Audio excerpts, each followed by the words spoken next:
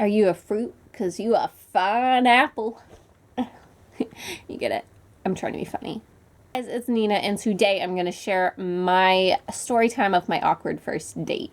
I don't know if I'm going to give you all the details because it's a very long story, but just be prepared for so much patheticness from me.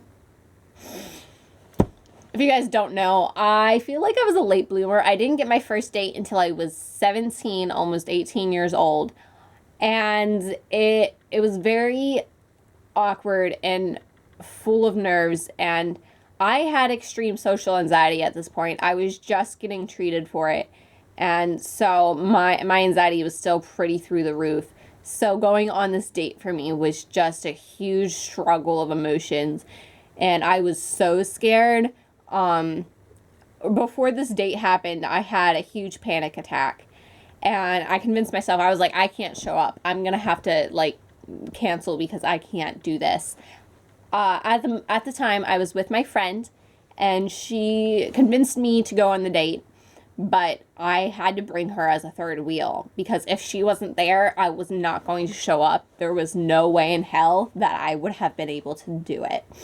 So I messaged my person I was going on a date with, and I was like, hey, is it okay if I bring my friend along? So pretty much she was a third wheel, and he was like, yeah, that's fine, whatever. It made me feel really bad because it's supposed to be a date, but I'm bringing a friend. So, but I had to because there's no other way I was going to be able to do it. We ended up getting there. I told him, I was like, the movie starts at 7, so maybe you can meet me at like 6:30ish. I'll already be in the theater because I'm going to be there very early. I'm going to get there at 6 with my friend. My dad works in movie theaters, so I just go with him, and he goes that early to set up everything. So I was just going at 6. And he said, okay. He did not listen.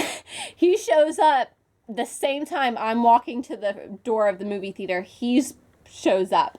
And my friend's like, oh my God, is that him? And I was like, what? No, no, no, no, no, no.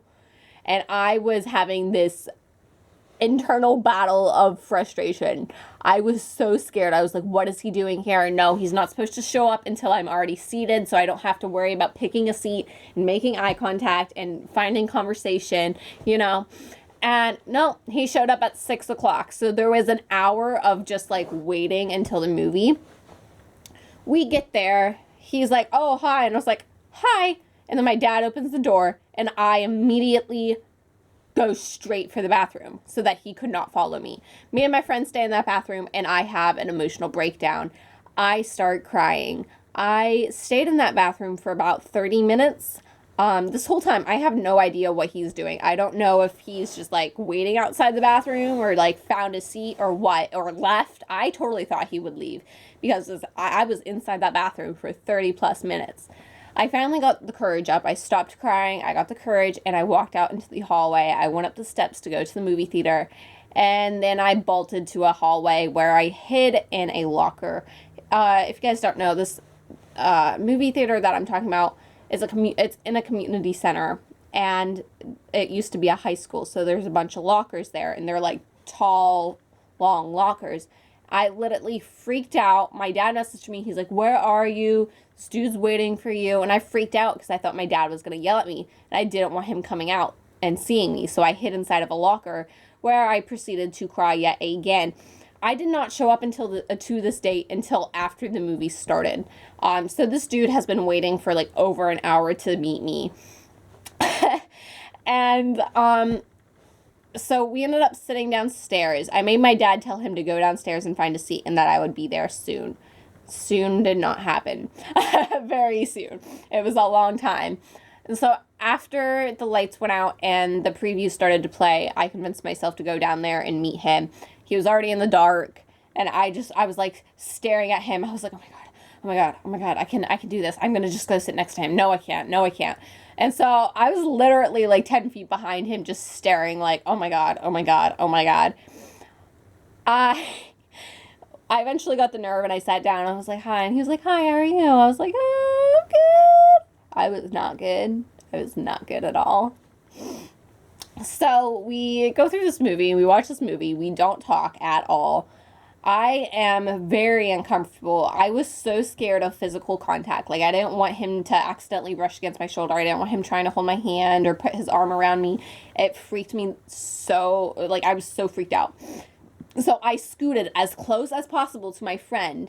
And so there was this huge gap between me and him, but me and my friend were literally shoulder to shoulder. We could not get any closer.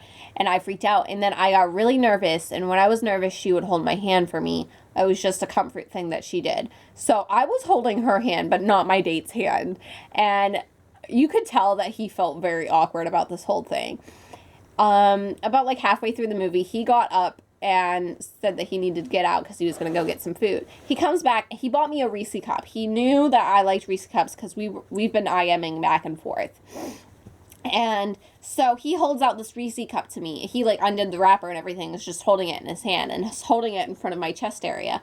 And I was so nervous to make any kind of eye contact with him or anything. So my face is just straight the whole time. I didn't see his hand there. Like anything below my nose, I wasn't seeing because I was just so focused on staying straight at the movie. And I have no idea. Like, honestly, I don't remember the movie very well.